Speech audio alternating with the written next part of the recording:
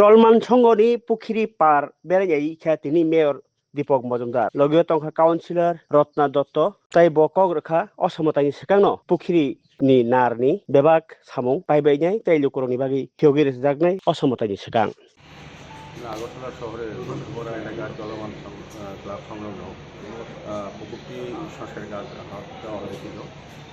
কাজ প্রায় অনেকটাই এগিয়েছে বলবো, প্রায় শেষের দিকে যাচ্ছে। কিছু কিছু সমস্যার মধ্যে মধ্যে হয়।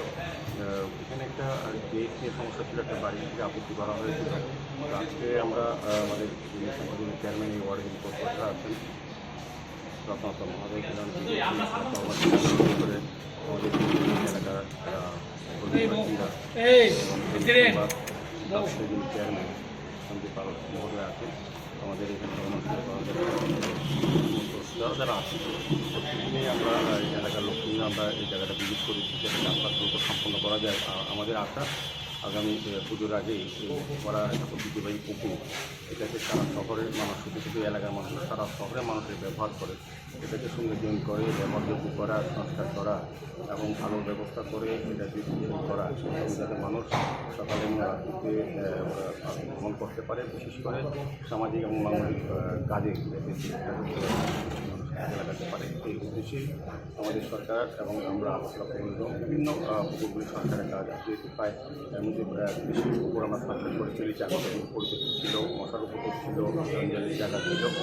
তো এই জায়গাটা কিছু করার কারণ শুরুতে কিছুটা জায়গায় ছিল, কিন্তু ধন্যবাদ জানাই চলমান সংঘ এবং বিশেষ করে সঞ্জয়দা এবং ওয়ার্ডের কর্পোরেটর যারা আছেন তারা প্রতিনিয়ত সহযোগিতা করছেন।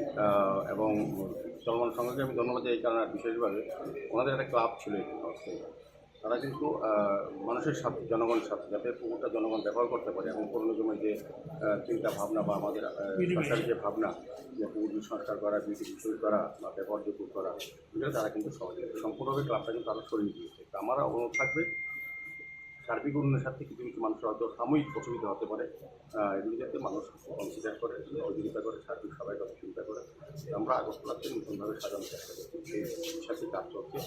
আমাদের রাজ্যের মাননীয় মুখ্যমন্ত্রীও এই বিধানসভারই উনি বিধায়ক, উনি মুখ্যমন্ত্রী যেমন এই এলাকার বিধায়ক, ওনারও একটা নির্দেশ আছে।